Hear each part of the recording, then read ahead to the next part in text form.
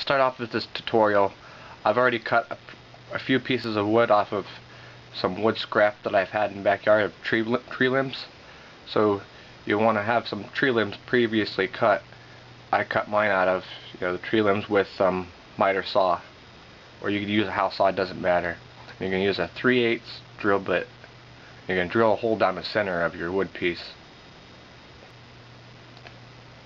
You're going to want to put on a stone bit on your Dremel tool, because you're going to use that Dremel tool, a stone bit, to drill out the middle part.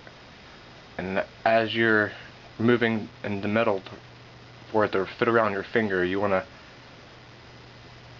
take a little bit off as a time. Don't force it because you'll break the stone.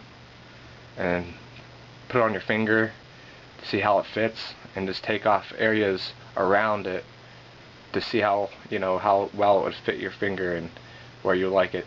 Leave a little bit of room to make sure that you have enough room for whenever you go to paint, because the paint will add a little bit of layers to it. Now that once that's done, you can put on your sanding bit, sander, and you can sand around the edges, sand off all the bark. You could use a utility knife if you want to for that part, but I just wanted to do it all one take there. After I sand off the bark, I'm starting to shape it up a bit. You want to keep it round like your finger. Eye it up a little bit. You don't want it too thin down on the sides, because it might break, but you want it there's just like an even amount, so that it feels comfortable on your finger, like between your fingers. And as long as it's just thick enough,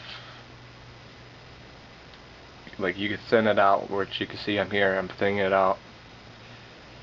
So after you feel comfortable with what you have, I made indents along the top and the sides with the Dremel, where you square it off like in a block.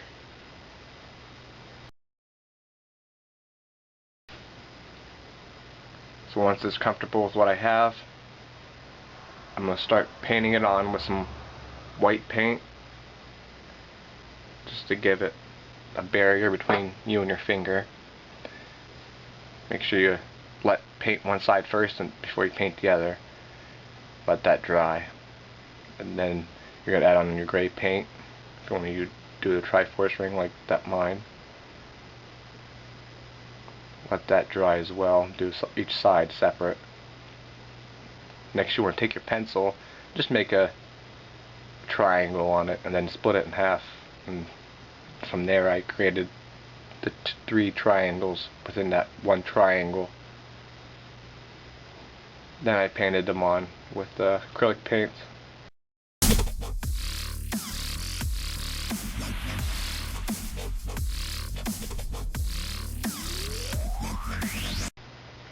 Next, you're going to use some Podge.